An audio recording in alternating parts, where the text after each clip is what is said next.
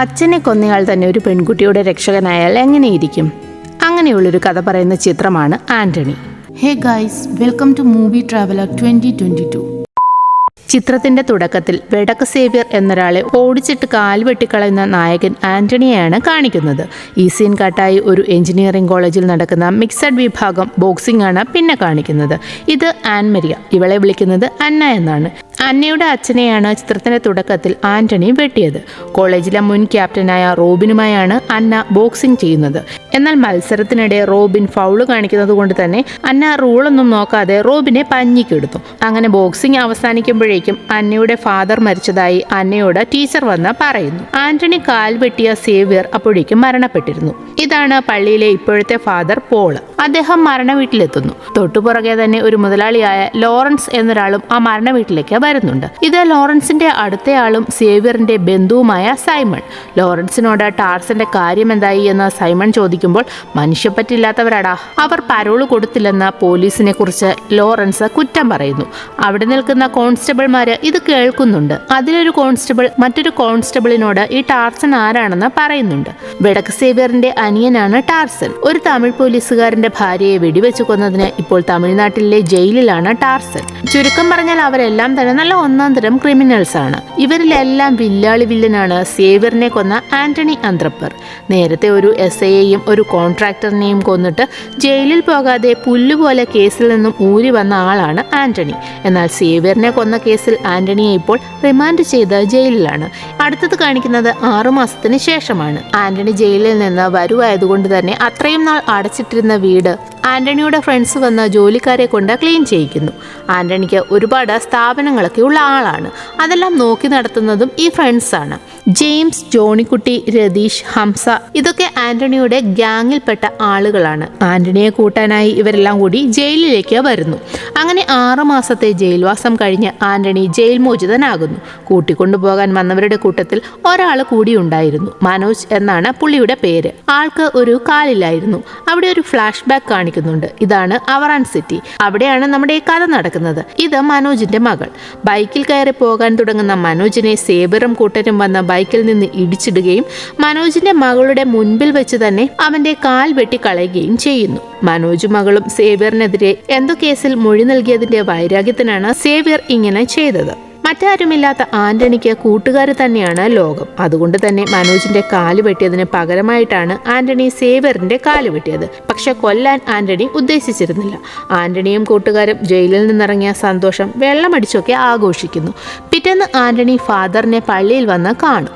Father ആന്റണിയുടെ ചങ്ക് കൂട്ടുകാരനാണ്. Father ആണെന്ന് കൂടി നോക്കാതെ ആന്റണി എടാ പോടാ എന്നൊക്കെയാണ് ഫാദറിനെ വിളിക്കുന്നത്. സേവ്യറിന്റെ മരണശേഷം കഷ്ടത്തിലായ മകൾ അന്നയുടെയും ഭാര്യ ജെസ്സിയുടെയും കാര്യം ഫാദർ ആന്റണിയോട് പറയുന്നു.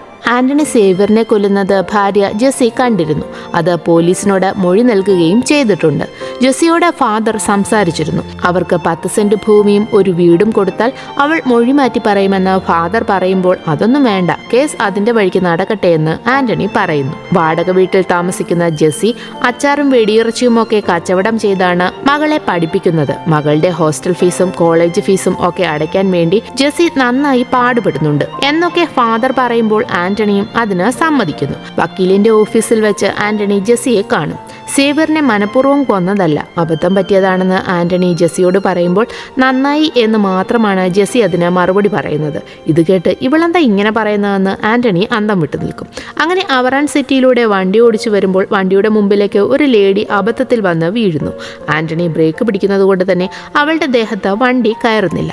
ആദ്യത്തെ കൂടിക്കാഴ്ചയിൽ തന്നെ ആന്റണി അവൾ അങ്ങനെ അന്തം വിട്ട് നോക്കി നിൽക്കുന്നുണ്ട്. ശേഷം അവൾ ഒരു ഓട്ടോയിൽ കയറി അവറാൻ എന്നൊരാളുടെ വീട്ടിലേക്ക് പോകണമെന്ന് പറയുന്നു. ഇതാണ് സാക്ഷാൽ അവറാൻ. പുള്ളിക്ക് കാഴ്ചയില്ല. ഇദ്ദേഹത്തിനെ എല്ലാവരും വിളിക്കുന്നത് അവറാൻ സിറ്റി എന്നാണ്. പുള്ളിക്കാരനെ നോക്കാൻ വന്ന ഹോം നേഴ്സാണ് കക്ഷി. ഓട്ടോക്കാരനോട് അപ്സരസാണോടാ വന്നതെന്ന് അവറാൻ ചോദിക്കുമ്പോൾ അല്ല, മാലാഖയാണെന്ന് അവൾ തന്നെ പറയുന്നു. അതോടെ അവറാനും അവളെ നന്നായി ബോധിക്കും. ഹോം നേഴ്സിന്റെ പേര് മായ എന്നാണ്. വളരെ സരസനായി സംസാരിക്കുന്ന ആളായതുകൊണ്ട് തന്നെ മായയ്ക്കും അവറാൻ സിറ്റിയെ, അതായത് അവറാച്ചനെ ഇഷ്ടമാകുന്നു. പണ്ട് താൻ ഇവിടുത്തെ വലിയൊരു പുള്ളിയായിരുന്നു. എൻ്റെ നേരെ നിന്ന് ആളുകളൊന്ന് ചിരിക്കാൻ വരെ പേടിച്ചിരുന്നു. എൻ്റെ പേരാണ് ഈ സിറ്റിക്കെന്നൊക്കെ അവറാച്ചൻ പറയുന്നു. അപ്പോഴേക്കും ആന്റണി അവറാച്ചൻ്റെ മൊബൈലിലേക്ക് വിളിക്കുന്നു. അങ്ങോട്ട് ഞാൻ ഇറങ്ങാൻ തുടങ്ങുകയായിരുന്നു. അപ്പോൾ എന്നെ CI പ്രമോദ് സാർ വിളിച്ചു. പുള്ളി വന്ന് കണ്ടിട്ട് ഞാൻ വിളിക്കാമെന്ന് പറഞ്ഞ് ആന്റണി ഫോൺ കട്ട് ചെയ്യും. അപ്പോഴേക്കും CI ആന്റണിയെ കാണാനായി അവിടേക്ക് എത്തുന്നു. കൂടെ ജോമോൻ എന്നൊരാളും വന്നിട്ടുണ്ട്. അദ്ദേഹം വന്ന കാര്യം എന്താണെന്ന് വെച്ചാൽ തങ്കമണി എന്ന സ്ഥലത്ത് CI ഒരു റിസോർട്ട് തുടങ്ങാൻ പോവുകയാണ്. ജോമോനെ ബിനാമിയായി വെച്ചാണ് CI റിസോർട്ട് തുടങ്ങാൻ പ്ലാൻ ഇട്ടിരിക്കുന്നത്. എന്നാൽ ആ സ്ഥലം ലോറൻസ് കണ്ണുവെച്ചിരുന്നതായിരുന്നു. അതുകൊണ്ട് തന്നെ ലോറൻസും സൈമണും റിസോർട്ടിലെത്തി പ്രശ്നമുണ്ടാക്കുകയും ജോമോനെ തല്ലുകയും ഒക്കെ ചെയ്തിരുന്നു. കോടികൾ മുടക്കി ഉണ്ടാക്കിയ റിസോർട്ടാണ്. ഇനി ലോറൻസിന്റെ ശല്യം അവിടെ ഉണ്ടാകരുത്. അതിന് നിനക്കെന്താ വേണ്ടതെന്നൊക്കെ CI ആന്റണിയോട് ചോദിക്കും. കുമരകത്ത് 3 ഹൗസ് ബോട്ടുകൾ സാറിനില്ലേ, അതിലൊരെണ്ണത്തിന്റെ നടത്തിപ്പും വരുമാനവും വേണമെന്ന് ആന്റണി CIയോട് പറയുന്നു. ശരിയെന്ന CIയും സമ്മതിക്കും. ശേഷം ആന്റണിയും ടീമും ജോമോനെയും കൂട്ടി നേരെ ലോറൻസിന്റെ താവളത്തിലെത്തുന്നു. ലോറൻസ് ആ സമയത്ത് പൂൾ ബാറിലിരുന്ന് അല്പം മദ്യമൊക്കെ കഴിച്ച് ചില്ല് ചെയ്യുകയായിരുന്നു. റിസോർട്ട് ഞാൻ രജിസ്റ്റർ ചെയ്ത് വാങ്ങി, ഇനി അവിടെ വന്ന് അലമ്പുണ്ടാക്കരുതെന്നൊക്കെ ആന്റണി ലോറൻസിനോട് പറയുന്നു. ആന്റണിയുടെ ഭീഷണിയിൽ അങ്ങനെ ലോറൻസ് പേടിച്ചു പോകും. അങ്ങനെ ലോറൻസിന്റെ സാമീപ്യത്തിൽ തന്നെ ഭംഗിയായി റിസോർട്ടിന്റെ ഉദ്ഘാടനമൊക്കെ നടക്കുന്നു. ഇതിന്റെ എല്ലാം വൈരാഗ്യം ഒരു പ്രതികാരമായി ലോറൻസിന്റെ മനസ്സിൽ അങ്ങനെ ഇരിക്കുന്നുണ്ട്. ശേഷം അവറാച്ചനെയും ആന്റണിയെയും മായയും ഒക്കെയാണ് കാണിക്കുന്നത്. ആന്റണി അവിടെ ഇരുന്ന് വാറ്റുചാരയും ഉണ്ടാക്കുകയാണ്. അതല്പം മായയ്ക്കും കൊടുക്കാൻ അവറാൻ ആന്റണിയോട് പറയുന്നു. പരസ്പരം പറയുന്നില്ലെങ്കിലും ആന്റണിക്കും മായയ്ക്കും തമ്മിൽ മനസ്സിലൊരു ഇഷ്ടമൊക്കെ ഉണ്ട്. CIയോട് ബോട്ട് വേണമെന്ന് പറഞ്ഞത് എനിക്കല്ല, മനോജിനാണെന്നൊക്കെ ആന്റണി അവറാച്ചനോട് പറയുന്നു. അത് നന്നായെന്ന് അവറാച്ചനും ആന്റണിയോട് പറയുന്നു. ശേഷം അന്നയെയും ജെസ്സിയെയുമാണ് കാണിക്കുന്നത്. ആന്റണി അവർക്ക് നൽകിയ വീടിന്റെ താക്കോൽ നാളെ തരാമെന്ന് ഫാദർ പറഞ്ഞിട്ടുണ്ട്. നമുക്ക് പോയി വാങ്ങാമെന്ന് ജെസ്സി പറയുമ്പോൾ എനിക്ക് ഒരുപാട് പ്രോജക്റ്റ് എഴുതാനുണ്ട്, അതുകൊണ്ട് ജെസ്സിക്കൊച്ച് അങ്ങ് പോയി വാങ്ങിയാൽ മതിയെന്ന് അന്നയും പറയുന്നു. അന്ന് രാത്രി ഉറങ്ങാൻ കിടക്കുമ്പോൾ നമ്മൾ പുതിയ വീട്ടിലേക്ക് താമസം മാറുമ്പോൾ ഞാൻ ഹോസ്റ്റലിൽ നിന്ന് വെക്കേറ്റ് ചെയ്യട്ടെ. ഹോസ്റ്റലിൽ എല്ലാ പിള്ളേരും കാശുകാരാണ്. നമ്മുടെ മുഷിഞ്ഞ ജീവിതം അവരുടെ കൂടെ സെറ്റാകില്ല. അതുകൊണ്ട് ഞാൻ ഹോസ്റ്റൽ വെക്കേറ്റ് ചെയ്തോട്ടെ എന്ന് അന്ന ചോദിക്കുമ്പോൾ ജെസ്സിയും അതിന് സമ്മതിക്കുന്നു.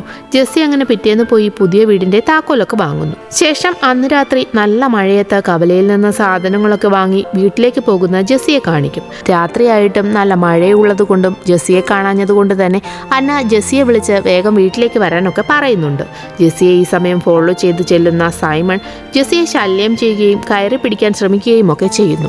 ഇതേ സമയം ഇടിവെട്ടുന്നുണ്ട്. അങ്ങനെ അടുത്തുള്ള പോസ്റ്റിലെ ലൈൻ പൊട്ടി റോഡിലേക്ക് വീഴുന്നു. സൈമണുമായുള്ള പിടിവലിക്കിടയിൽ ജെസ്സി നേരെ പൊട്ടി വീണ ലൈൻ കമ്പിലേക്കാണ് വീഴുന്നത്. അങ്ങനെ ജെസ്സിക്ക് ഷോക്ക് ഏൽക്കുന്നു. ഇത് കണ്ട് പേടിച്ച സൈമൺ അവിടെ നിന്നും ഓടിപ്പോകും. അന്നയ്ക്ക് അങ്ങനെ ആകെ ഉണ്ടായിരുന്ന ആശ്രയമായിരുന്ന അമ്മ കൂടി ഇല്ലാതാകുന്നതോടെ ഫാദറിനോട് അച്ഛൻ വീട്ടുകാരായ ഞങ്ങൾ അന്നയുടെ ഉത്തരവാദിത്വം ഏറ്റെടുത്തോളാമെന്നൊക്കെ സൈമൺ വന്ന് പറയുന്നു. അങ്ങനെ ആ കൊച്ചിനെ അവനെ ഏൽപ്പിക്കാൻ ഫാദറിന് മനസ്സ് വരില്ല. അങ്ങനെ താൽക്കാലികമായി അന്നയെ പള്ളിവക ഓർഫനേജിൽ നിർത്തുമെങ്കിലും സൈമൺ അന്നയെ ഏറ്റെടുക്കാൻ കച്ചയും കെട്ടി ഇറങ്ങുന്നു. ഇതോടെ ഫാദർ അവറാച്ചനെയും ആന്റണിയെയും പള്ളിയിലേക്ക് വിളിച്ചു വരുത്തും. അന്നയുടെ പഠിത്തം കഴിഞ്ഞ് ഒരു ജോലിയാകുന്നതുവരെ നീ അവളുടെ കെയർ ടേക്കർ ആയിരിക്കണമെന്നൊക്കെ ആന്റണിയോട് ഫാദർ പറയുന്നു. ആദ്യം അവൻ സമ്മതിക്കില്ലെങ്കിലും സൈമണിന്റെ കാര്യം ഓർക്കുമ്പോഴും ആന്റണിക്ക് മറ്റാരുമില്ലാത്ത അവസ്ഥയുടെ ബുദ്ധിമുട്ട് അറിയാവുന്നതുകൊണ്ടും ആന്റണി ഒടുവിൽ അതിന് സമ്മതിക്കുന്നു. ഇതൊക്കെ കണ്ടും കേട്ടും നിൽക്കുന്ന മായയ്ക്ക് ആന്റണി നല്ലവനാണോ അതോ മോശക്കാരനാണോ എന്നൊക്കെ കൺഫ്യൂഷൻ വരുന്നു. അവളത് അവറാച്ചനോട് ചോദിക്കുകയും ചെയ്യും. അപ്പോൾ അവറാച്ചൻ ആന്റണിയുടെ ലൈഫ് സ്റ്റോറി മായയ്ക്ക് പറഞ്ഞു കൊടുക്കുന്നു. ആന്റണിയുടെ അപ്പന്റെ പേര് ചാക്കോ അന്ത്രപ്പേർ എന്നായിരുന്നു. ഒരു കൂപ്പ് കോൺട്രാക്ടറുടെ പാർട്ട്ണറായിട്ടാണ് ചാക്കോ ആദ്യമായി ഈ നാട്ടിലേക്ക് വരുന്നത്. ചാക്കോയുടെ പാർട്ട്ണറായിരുന്നു കണ്ടം കേറി നാരായണൻ. അവർ തമ്മിൽ പാർട്ട്ണർഷിപ്പിൽ തടിക്കച്ചവടം നടത്തവേ ഒരു ദിവസം ചാക്കോ അറിയാതെ തടിയോടൊപ്പം നാരായണൻ ചന്ദനവും കടത്തുന്നു. എന്നാൽ ലൈസൻസി ചാക്കോ ആയിരുന്നതുകൊണ്ട് ഫോറസ്റ്റുകാര് ചാക്കോയെ അറസ്റ്റ് ചെയ്യും. ജയിലിൽ നിന്നിറങ്ങിയ ചാക്കോ അങ്കമാലിയിൽ താമസമാക്കുന്നു. അന്ന് ആന്റണിയുടെ പ്രായം 19 വയസ്സായിരുന്നു. ആന്റണിക്ക് താഴെ ഇരട്ടകളായ 2 അനുജത്തിമാരും ഉണ്ടായിരുന്നു. അമ്മയും ചാക്കോയും അനുജത്തിമാരും അടങ്ങുന്നതായിരുന്നു ആന്റണിയുടെ കുടുംബം. അവരങ്ങനെ സന്തോഷത്തോടെ ജീവിക്കവേ നാരായണന്റെ ചന്ദനക്കടത്ത് ചാക്കോ ഒറ്റുന്നു. അതോടെ നാരായണനെ പോലീസ് പൊക്കും. എന്നാൽ ജയിലിൽ നിന്നിറങ്ങുന്ന നാരായണൻ അങ്കമാലി SIക്ക് കാശ് കൊടുത്ത് ഒരു ചെറിയ കളി കളിക്കും. SI ആന്റണിയുടെ അമ്മയെയും പെങ്ങന്മാരെയും പെൺവാണിഭ കേസിൽ അറസ്റ്റ് ചെയ്യുന്നു. പിറ്റേ ദിവസം പത്രത്തിൽ വാർത്ത വരുന്നതോടെ ചാക്കോയും അമ്മയും പെങ്ങന്മാരും വിഷം കഴിച്ച് ആത്മഹത്യ ചെയ്യും. ആന്റണി മാത്രം എങ്ങനെയോ കേസിന്റെ കാര്യത്തിനും മറ്റുമായി അവറാച്ചന്റെ കൂടെ പോരുന്നതുകൊണ്ട് തന്നെ രക്ഷപ്പെടുന്നു. കുടുംബം നഷ്ടമായതിന്റെ 1ാമത്തെ ആണ്ടിന് ആന്റണി SIയുടെ ജീപ്പിന് തീ വെച്ച് അയാളെ കൊല്ലുന്നു. ശേഷം നാരായണനെയും പാറക്വാറിയിലെ കുളത്തിൽ തള്ളിയിട്ട് കൊല്ലുന്നു. ഈ കൊലപാതകങ്ങൾക്ക് ശേഷം അവറാച്ചനായിരുന്നു ആന്റണിക്ക് ആകെയുള്ള താങ്ങ്. പിന്നീട് അങ്ങോട്ട് ചാക്കോയ്ക്ക് നഷ്ടമായ വീടും ബിസിനസ് സ്ഥാപനങ്ങളുമെല്ലാം ആന്റണി സ്വന്തമാക്കുന്നു. അടുത്ത സീനിൽ അന്നയെ കോളേജിലാക്കാൻ ഫാദറും ആന്റണിയും അന്നയെ കൊണ്ടുപോകാൻ തുടങ്ങുമ്പോഴേക്കും സൈമൺ അവിടേക്ക് വന്ന് അന്നയുടെ കാര്യം ഞാൻ നോക്കിക്കൊള്ളാമെന്ന് പറഞ്ഞ് അവളുടെ കയ്യിൽ കയറി പിടിക്കുന്നു. അന്ന ഒന്നും നോക്കില്ല, കറങ്ങി തിരിഞ്ഞൊരൊറ്റ ചവിട്ടാണ്. സൈമൺ മൂക്കും കുത്തി താഴെ കിടക്കുന്നു.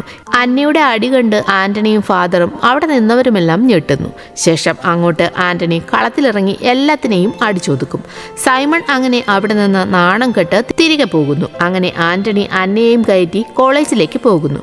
കോളേജിൽ കൊണ്ടുവിട്ടിട്ട് എന്തെങ്കിലും ആവശ്യമുണ്ടെങ്കിൽ പറഞ്ഞാൽ മതി എന്നൊക്കെ വളരെ മയത്തിൽ പാടുപെട്ട് ആന്റണി അന്നയോട് പറയുമ്പോൾ ആന്റണി എന്തെങ്കിലും ആവശ്യമുണ്ടെങ്കിൽ ഞാൻ പോളച്ചനോട് പറഞ്ഞോളാം, ആന്റണി വിട്ടോളാൻ ഒരു കൂസലുമില്ലാതെ അന്ന പറയും.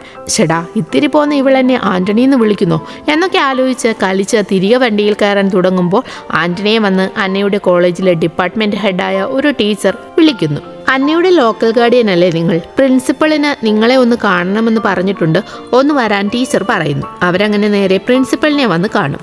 പ്രിൻസിപ്പൽ അന്നയുടെ കാര്യത്തിൽ ആകെ കലിപ്പിലായിരുന്നു. അന്നയ്ക്ക് പഠിത്ത കാര്യത്തിനേക്കാൾ ഇൻട്രസ്റ്റ് വയലൻസിലാണ്. ഫാദർ പോള് പറഞ്ഞതുകൊണ്ട് മാത്രമാണ് അന്നയ്ക്ക് ഇവിടെ ഞാൻ അഡ്മിഷൻ കൊടുത്തത് എന്നിങ്ങനെ അന്ന ആകെ പ്രശ്നക്കാരിയാണെന്ന തരത്തിൽ പ്രിൻസിപ്പൽ ആന്റണിയോട് സംസാരിക്കും. കെയർടേക്കർ ആണെന്നും പറഞ്ഞ് ഇവളെ ഇവിടെ കൊണ്ട് തള്ളിയിട്ട് പോയാൽ പോരാ, അവൾ ചെയ്യുന്ന കാര്യങ്ങൾ ഇടയ്ക്കിടെ ഇവിടെ വന്ന് അന്വേഷിക്കണമെന്നൊക്കെ പ്രിൻസിപ്പൽ ആന്റണിക്ക് താക്കീതും കൊടുക്കും. ആന്റണിക്ക് അതത്ര പിടിക്കുന്നില്ലെങ്കിലും ഒന്നും മിണ്ടാതെ ആന്റണി അവിടെ നിന്നും ഇറങ്ങും. ശേഷം ഫാദറിനെ വിളിച്ച് ഈ കാര്യങ്ങളെല്ലാം ആന്റണി പറയുന്നു.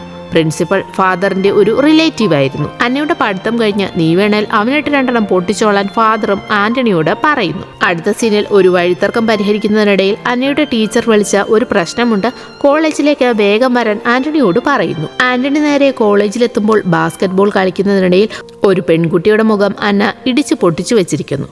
എന്തിനാണ് അങ്ങനെ ചെയ്തതെന്ന് ആന്റണി ചോദിച്ചപ്പോൾ ബാസ്കറ്റ്ബോൾ കളിക്കിടയിൽ ആ പെൺകുട്ടി അന്നയെ വെടക്കെ എന്ന് വിളിച്ചതിനാണ് ഞാൻ ഇടിച്ചതെന്ന് അന്ന പറയും.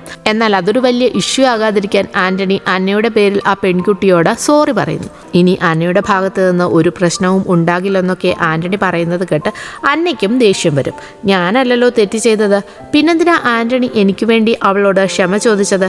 ഇപ്പോൾ അവൾ നല്ലവളും ഞാൻ ചീത്തയുമായി എന്നൊക്കെ അന്ന പറയുമ്പോൾ കുറച്ച് നാളുകൂടി ഇവിടെ പഠിക്കേണ്ടതല്ലേ, കൊച്ചൊന്ന് ക്ഷമിക്കാൻ ആന്റണിയും അവളോട് പറയുന്നു. എന്നിട്ട് ആന്റണി ഈ കാര്യമെല്ലാം നേരെ വന്ന് അവറാച്ചനോടും ഫാദറിനോടുമൊക്കെ ഷെയർ ചെയ്യും.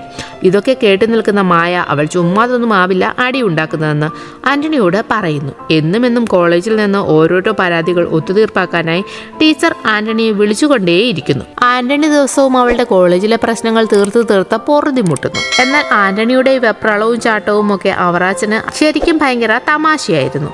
മായയ്ക്ക് ഇതെല്ലാം കണ്ട് ആന്റണിയോടുള്ള ഇഷ്ടം കൂടി വരികയും ചെയ്യും. വീണ്ടും അന്ന കോളേജിൽ അടിയുണ്ടാക്കുന്നു. ഇത്തവണ അവൾ അടിച്ച് പരിപ്പിളക്കിയത് ലോറൻസിന്റെ പെങ്ങളുടെ മകന്റെ ആയിരുന്നു. ആന്റണി കോളേജിലെത്തുമ്പോഴേക്കും പ്രിൻസിപ്പൽ പതിവ് പോലെ ആന്റണിയോട് അന്നയുടെ പരാതി കേട്ട് അയക്കുന്നു. അത് മൈൻഡാക്കാതെ ആന്റണി എന്താ കാര്യമെന്ന് അന്നയോട് ചോദിക്കും. ഇവൻ കുറച്ച് നാളായിട്ട് പുറകെ നടന്ന വൃത്തികേടുകൾ പറയുകയും വീഡിയോ എടുക്കുകയും ചെയ്യുന്നുണ്ടായിരുന്നു. അതിന് അന്ന അവനെ താക്കീത് ചെയ്യുമ്പോൾ നിന്റെ അപ്പനെ കൊന്നവന്റെ കൂടെ കിടക്കുന്നവളല്ലേടിയെന്ന് അവൻ ചോദിച്ചതിനാണ് ഞാൻ അവനെ അടിച്ചതെന്ന് അന്ന പറയും. അത് കേൾക്കുന്നതോടെ അവനെ അടിക്കാൻ ആന്റണി തന്നെ അന്നയോട് പറയുന്നു. കേട്ട പാതി കേൾക്കാത്ത പാതി അന്ന അവനിട്ട് ഒന്ന് പൊട്ടിക്കും. അന്നയുടെ കയ്യിൽ തെറ്റില്ലെങ്കിൽ പോലും എപ്പോഴും അവളെ കുറ്റപ്പെടുത്തുന്നതിന് പ്രിൻസിപ്പലിനോടും ആന്റണി വന്ന് 2 മാസ് ഡയലോഗൊക്കെ പറയുന്നു. ഒരാളെങ്കിലും തന്നെ സപ്പോർട്ട് ചെയ്തല്ലോ എന്ന് അവൾക്ക് ഭയങ്കര സന്തോഷം തോന്നും. നേരത്തെ ചൊരുക്കും ഇതും കൂടി ആവുന്നതോടെ ജയിലിൽ കിടക്കുന്ന ടാർസനെ എങ്ങനെയെങ്കിലും പുറത്തിറക്കാനുള്ള പദ്ധതികൾ ലോറൻസ് തയ്യാറാക്കും. അതുവരെ അത്ര വലിയ താല്പര്യമൊന്നും തോന്നിയിരുന്നില്ലെങ്കിലും ആ സംഭവത്തോടെ ആന്റണിക്ക് അന്നയോട് വലിയ സ്നേഹവും താല്പര്യവും ഒക്കെ തോന്നുന്നു. അങ്ങനെ ആ വർഷത്തെ ആന്റണിയുടെ കുടുംബത്തിന്റെ ആണ്ട് പള്ളിയിൽ നടക്കുന്നു. അനാഥർക്ക് ഭക്ഷണമൊക്കെ കൊടുത്താണ് അവരത് നടത്തുന്നത്. അതിനിടയിൽ ടീച്ചർ പതിവ് പോലെ കോളേജിലേക്ക് എത്താൻ പറഞ്ഞ് ആന്റണിയെ വിളിക്കുന്നു. കോളേജിലെത്തുമ്പോൾ അന്നയുടെ നേതൃത്വത്തിൽ അവിടെ ഒരു സമരം നടക്കുന്നു. മാനേജ്മെന്റിന്റെ ഫീസ് വർധനയ്ക്കെതിരെയായിരുന്നു സമരം. കോളേജിൽ പഠിക്കുന്ന മിക്ക കുട്ടികളും സാമ്പത്തികമുള്ള വീട്ടിലെ കുട്ടികളായിരുന്നു. അവർക്ക് അതുകൊണ്ട് ഫീസ് കൂട്ടുന്നത് ഒരു പ്രശ്നമായിരുന്നില്ല. എന്നാൽ അന്നയെ പോലുള്ള സാധാരണപ്പെട്ട വീട്ടിലെ കുട്ടികൾക്ക് അതൊരു വലിയ പ്രശ്നമായിരുന്നു. അങ്ങനെയാണ് അവര് സമരം ചെയ്യാനായി ഇറങ്ങിയത്. എന്നാൽ സമരം സമരത്തിനിറങ്ങുന്ന കുട്ടികളെ ഡിസ്മിസ് ചെയ്യുമെന്ന് പ്രിൻസിപ്പൽ വന്ന് പറയുന്നു. അങ്ങോട്ടേക്ക് വരുന്ന ആന്റണി സമരം നടത്തുന്നതിന് അന്നയോടും ദേഷ്യപ്പെടും. ദേഷ്യം വരുന്ന അന്നയും ആന്റണിയോട് നിങ്ങൾക്കിതിലെന്താ കാര്യമെന്ന് ചോദിക്കുന്നു. അപ്പോൾ ആന്റണി അവളുടെ കാര്യങ്ങൾ നോക്കുന്നതെല്ലാം വിളിച്ചു പറയുന്നു. ടീച്ചർ ആന്റണിയെ വിലക്കുന്നുവെങ്കിലും ഇനി മേലിൽ അന്നയുടെ കാര്യം പറയാൻ എന്നെ വിളിക്കരുത്, ഇതിനെയൊക്കെ അനാഥാലയത്തിൽ കൊണ്ടിട്ടാലേ പഠിക്കൂ എന്നൊക്കെ ആന്റണി ദേഷ്യത്തോടെ പറയുന്നു. കോളേജിൽ എല്ലാവരുടെയും മുമ്പിൽ വെച്ചാണ് ഉച്ചത്തിൽ ആന്റണി ഇതൊക്കെ പറയുന്നത്. അന്നയ്ക്ക് അതുകൊണ്ട് തന്നെ അത് ഭയങ്കര സങ്കടമാകും. ഇക്കാര്യം ഫാദറിനോട് വന്ന് പറഞ്ഞ് ആന്റണി ദേഷ്യപ്പെടുമ്പോൾ നീ ചെയ്തത് വളരെ മോശമായി പോയി, അന്നയുടെ സ്ഥാനത്ത് നിന്റെ പെങ്ങന്മാരായിരുന്നെങ്കിൽ നീ ഇങ്ങനെ ചെയ്യുമായിരുന്നു എന്ന് ഫാദർ അവനോട് ചോദിക്കും. അതോടെ ആന്റണിക്കും ആകെ കുറ്റബോധം വരുന്നു. അങ്ങനെ പിറ്റേന്ന് സമരക്കാരെ അടുപ്പിക്കാൻ പുറത്തുനിന്ന പ്രിൻസിപ്പൽ ഗുണ്ടകളെ ഇറക്കിയതായി ടീച്ചർ വിളിച്ച് ആന്റണിയോട് പറയുന്നു. ആന്റണി കോളേജിലെത്തുമ്പോൾ അന്ന എല്ലാത്തിനെയും അടിച്ച് നിലംപരിശാക്കിക്കൊണ്ടിരിക്കുകയാണ്. കൂട്ടത്തിൽ ആന്റണിയും കൂടി എല്ലാത്തിനെയും പൊളിച്ചെടുക്കുന്നു.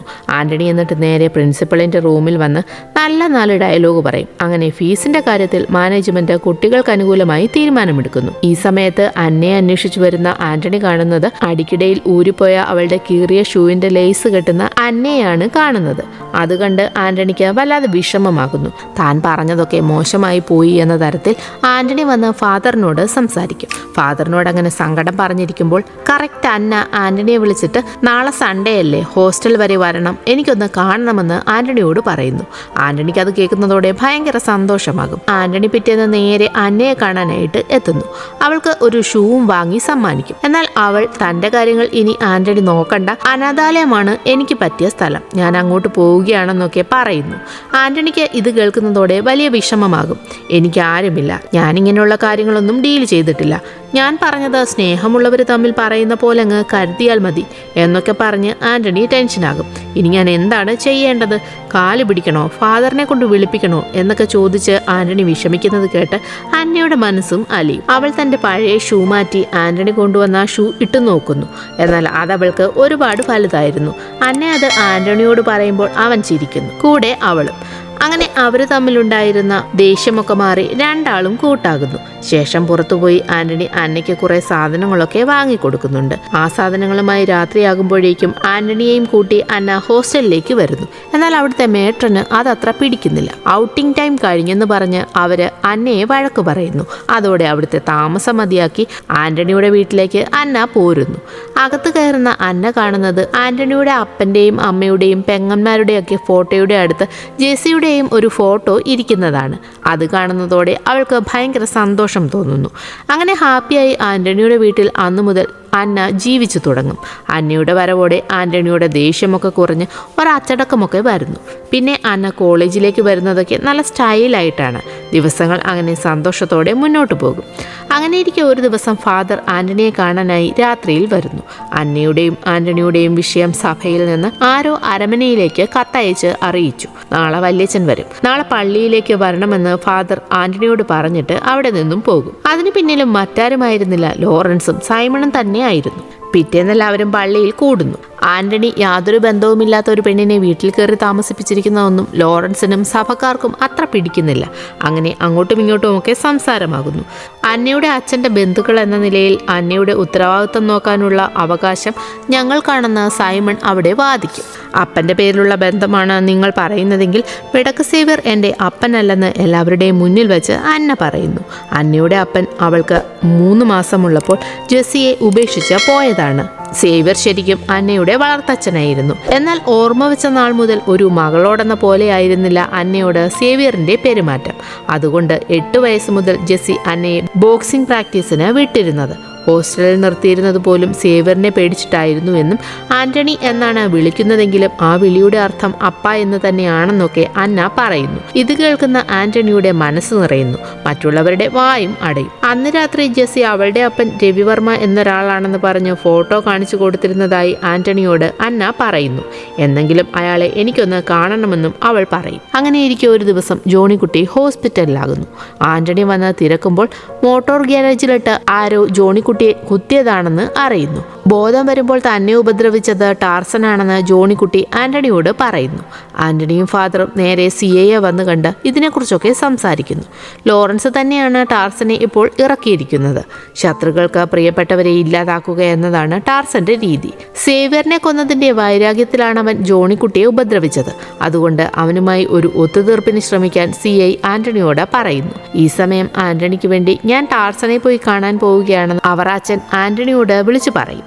ടാർസന്റെ അപ്പൻ പണ്ട് അവറാച്ചന്റെ ഡ്രൈവറായിരുന്നു. അതുകൊണ്ട് അവറാച്ചൻ പറഞ്ഞ ടാർസൻ അനുസരിക്കുമെന്ന് പറഞ്ഞാണ് പുള്ളി അങ്ങനെ ചെയ്യാൻ തയ്യാറാകുന്നത്. എന്നാൽ ആന്റണിയോടുള്ള വൈരാഗ്യമെല്ലാം ഇതോടെ അവസാനിപ്പിക്കണമെന്ന് നടുറോഡിൽ വെച്ച് അവറാച്ചൻ പറയുന്നെങ്കിലും അയാൾക്ക് പുല്ലുവില പോലും ടാർസൻ നൽകുന്നില്ല. തന്നെയുമല്ല, കവലയിൽ വെച്ച് എല്ലാവരും കണ്ടു നിൽക്കെ ടാർസൻ അവറാച്ചനെ ചവിട്ടി താഴെയിടുകയും ചെയ്യുന്നു. തന്നെ ചവിട്ടി എന്നതിനേക്കാൾ ഉപരി മറ്റുള്ളവരുടെ മുമ്പിൽ വെച്ച് ചവിട്ടി എന്നതാണ് അവറാച്ചനെ ശരിക്കും ബാധിക്കുന്നത്. മായ ഒരുവിധം പിടിച്ച് അവറാച്ചനെ കാറിലേക്ക് ഇരുത്തുമ്പോൾ എല്ലാവരും കണ്ടോടി എന്ന മായയോട് അവറാച്ചൻ ചോദിക്കുന്നു. എന്നാൽ ആരും കണ്ടില്ലെന്നാണ് മായ അവറാച്ചനോട് മറുപടി പറയുന്നത്. അങ്ങനെ വീട്ടിലെത്തിയ ശേഷം അവറാച്ചനെ കാറിൽ നിന്നിറക്കാൻ മായ നോക്കുമ്പോൾ അവറാച്ചൻ കാറിൽ മരിച്ചിരിക്കുന്നതാണ് കാണുന്നത്. ശേഷം അവറാച്ചന്റെ ശവസംസ്കാര ചടങ്ങുകൾ നടക്കുന്നു. അവറാച്ചന്റെ മരണം മായയെയും ആന്റണിയെയും വല്ലാതെ ബാധിക്കുന്നുണ്ട്. നേരിട്ടല്ലെങ്കിൽ കൂടി അവറാച്ചന്റെ മരണത്തിനും ജോണിക്കുട്ടിയുടെ അവസ്ഥയ്ക്കും കാരണം ടാർസനാണല്ലോ. തന്റെ കൂടെ നിൽക്കുന്ന പ്രിയപ്പെട്ടവരെയാണ് അവൻ ലക്ഷ്യം വെക്കുന്നത്. അടുത്തത് ഫാദർ ആണോ അതോ അന്നയാണോ എന്ന് അറിയില്ല. അതുകൊണ്ട് ഞാൻ ടാർസനെ കാണാൻ പോവുകയാണ്. നീ തന്ന അന്നയെ നിനക്ക് തന്നെ തിരികെ നൽകുകയാണ്, നോക്കിക്കോണമെന്ന് ആന്റണി ഫാദറിനോട് പറയുന്നു. ഇത് കേട്ട് അവിടെ നിൽക്കുന്ന അന്ന ആന്റണിയെ കെട്ടിപ്പിടിച്ച് വിതുമ്പുന്നു. ശേഷം വണ്ടിയിൽ കയറി ആന്റണി അവിടെ നിന്നും പോകും. ഇതേസമയം മായ അവറാച്ചൻ പറഞ്ഞ ഒരു കാര്യം ഓർക്കുന്നുണ്ട്. അവറാച്ചന്റെ കയ്യിൽ എപ്പോഴും ഒരു വലിയ പുസ്തകമുണ്ടായിരുന്നു. മരിക്കുന്നതിന് മുമ്പ് ആന്റണിക്ക് അത് കൊടുക്കണമെന്ന് പറഞ്ഞ് ആ ബുക്ക് അവറാച്ചൻ മായയെ ഏൽപ്പിച്ചിരുന്നു. മായ പക്ഷെ അത് കൊടുക്കാനായി ആന്റണിയുടെ അടുത്തേക്ക് ഓടി വരുമ്പോഴേക്കും ആന്റണി അവിടെ നിന്നും വണ്ടിയിൽ കയറി പോയിരുന്നു. മായ അങ്ങനെ ആ ബുക്ക് തുറന്നു നോക്കുന്നു. അതിനകത്ത് ശരിക്കും ഒരു തോക്കായിരുന്നു ഉണ്ടായിരുന്നത്. അടുത്ത സീനിൽ ടാർസന്റെ അടുത്തേക്ക് വരുന്ന ആന്റണിയാണ് കാണിക്കുന്നത്. ശേഷം അവർ തമ്മിൽ നല്ല ഉഗ്രൻ ഫൈറ്റ് നടക്കുന്നു. അപ്പോഴേക്കും ഒരു വേട്ടത്തോക്കുമായി സൈമൺ അവിടേക്ക് വരും. എന്നാൽ ആ തോക്ക് കൊണ്ട് തന്നെ ആന്റണി ടാർസനെ വെടിവെക്കുന്നു. അതുപോലെ സൈമണെ അവിടെ ഉണ്ടായിരുന്ന ഇലക്ട്രിക് സർക്യൂട്ടുള്ള ഒരു വേലിയിലേക്ക് ആന്റണി അടിച്ചെറിയുകയും ചെയ്യും. ഷോക്കടിച്ച് അങ്ങനെ സൈമണും മരിക്കുന്നു. അപ്പോഴേക്കും അവിടേക്ക് മായയും എത്തിയിരുന്നു. ഈ സമയം തോക്കു കളഞ്ഞ് ആന്റണി മുന്നോട്ട് നടക്കവേ ലോറൻസ് പിന്നിലൂടെ വന്ന് ആന്റണിയെ കുത്തുന്നു. ആന്റണി തിരികെ ഉപദ്രവിക്കാൻ തുടങ്ങുമെങ്കിലും ലോറൻസ് അവിടെ നിന്ന് ഓടി രക്ഷപ്പെടും. മായ ആന്റണിയെ കാറിലിരുന്ന ഹോസ്പിറ്റലിലേക്ക് പോകുന്നതാണ് പിന്നെ കാണിക്കുന്നത്. ഹോസ്പിറ്റലിൽ പോയാൽ കേസാകും. വീട്ടിൽ വാറ്റിയ ചാരായമിരിപ്പില്ലേ, നീ എന്നെ അത് വെച്ച് നോക്കിയാൽ മതിയെന്നൊക്കെ ആന്റണി മായയോട് പറയുന്നു. അപ്പോൾ ഈ കേസിന്റെ കാര്യം ആര് നോക്കുമെന്ന് പറയുമ്പോൾ അതൊക്കെ പ്രമോദ് സാർ ശരിയാക്കിക്കൊള്ളാമെന്ന് ആന്റണി മായയോട് പറയും. ശേഷം അവര് വീട്ടിലേക്ക് വരും. മായ അങ്ങനെ ആന്റണിയുടെ മുറിവൊക്കെ ക്ലീൻ ചെയ്ത് കൊടുക്കുന്നു. അടുത്ത സീൻ കോളേജിൽ നടക്കുന്ന ബോക്സിംഗ് മത്സരമാണ് കാണിക്കുന്നത്. ആ ചാമ്പ്യൻഷിപ്പിൽ എതിരാളിയെ തോൽപ്പിച്ച് അന്ന ചാമ്പ്യനാകുന്നു. ആന്റണി ആ സന്തോഷത്തിൽ നിൽക്കുമ്പോൾ ഫാദർ ആന്റണിയെ വിളിച്ച്, നീ പറഞ്ഞ കാര്യം ഞാൻ ചെയ്തിട്ടുണ്ട്, വേഗം പള്ളിയിലേക്ക് അവളെ കൊണ്ടുവരാൻ പറയുന്നു. ഇതേസമയം അന്നയെ മോശമായി പറഞ്ഞ പ്രിൻസിപ്പളിൽ നിന്നും ട്രോഫിയും വാങ്ങി അന്നയും ആന്റണിയും പള്ളിയിലേക്ക് വരുന്നു. വരുംവഴിക്ക് ലോറൻസിന്റെ 41ാം ചരമദിനത്തിന്റെ ഫ്ലക്സ് അടിച്ചു വെച്ചിരിക്കുന്നത് കണ്ട് ഇതെങ്ങനെയെന്ന് അന്ന ചോദിക്കുന്നു. അപ്പോൾ ഒരു ഫ്ലാഷ് ബാക്ക് കാണിക്കും. അന്ന് ആന്റണിയെ കുത്തിയിട്ട് ഓടി രക്ഷപ്പെട്ട ലോറൻസ് വന്ന് ചാടുന്നത് തോക്കുമായി നിൽക്കുന്ന മായയുടെ മുമ്പിലേക്കാണ്. അതുകണ്ട് പേടിച്ചു നിൽക്കുന്ന ലോറൻസിനെ ആന്റണി വന്ന് തലക്കടിച്ച് താഴേക്കിടുന്നു. താഴെ പാറക്കല്ലിൽ തളിച്ചു നേടിച്ച് ലോറൻസ് തൽക്ഷണം മരിക്കുകയും ചെയ്യും. ആ സീൻ കട്ടായി പള്ളിയിലെത്തിയ ആന്റണി അന്നയെ ഫാദറിന്റെ അടുത്തേക്ക് പറഞ്ഞുവിടുന്നു. എന്നാൽ അവിടെ ഫാദറിനെ കൂടാതെ ഒരാൾ കൂടി ഉണ്ടായിരുന്നു, രവിവർമ്മ. അതെ, അന്നയുടെ ശരിക്കുള്ള അച്ഛൻ. അയാളെ കണ്ട് അന്ന ഒന്ന് ഞെട്ടുന്നു. രവിവർമ്മ അന്നയോട് വന്ന് സംസാരിക്കാനൊക്കെ തുടങ്ങുമ്പോഴേക്കും അവൾ അയാളെ എതിർക്കും. എനിക്ക് ഒന്ന് കാണണമെന്നുണ്ടായിരുന്നു, കണ്ടു, അത്രേ ഉള്ളൂവെന്ന് പറഞ്ഞ് അയാളുടെ അടുത്തു നിന്ന് അന്ന തിരിഞ്ഞു നടക്കുന്നു. എന്നിട്ട് അവൾ നേരെ വന്ന് ആന്റണിയെ നോക്കി അപ്പ എന്ന് വിളിക്കുന്നു. അന്നയുടെ ആ വിളി കേട്ട് ആന്റണിക്ക് ഒരുപാട് സന്തോഷമാകുന്നു. ഇത് കേട്ട് നാണം കെടുന്ന രവിവർമ്മ ഒരു വണ്ടിയിൽ കയറി അവിടെ നിന്നും പോകും. ശേഷം ആന്റണിയോടൊപ്പം അവൾ വളരെ സന്തോഷത്തോടെ പോകുന്നു. ആരോരുമല്ലാത്ത രണ്ടുപേര് പരസ്പരം അങ്ങനെ അപ്പനും മകളുമായ മനോഹര കാഴ്ച കണ്ട് ഫാദറിനും സന്തോഷമാകും. അതോടെ ചിത്രം അവസാനിക്കുന്നു.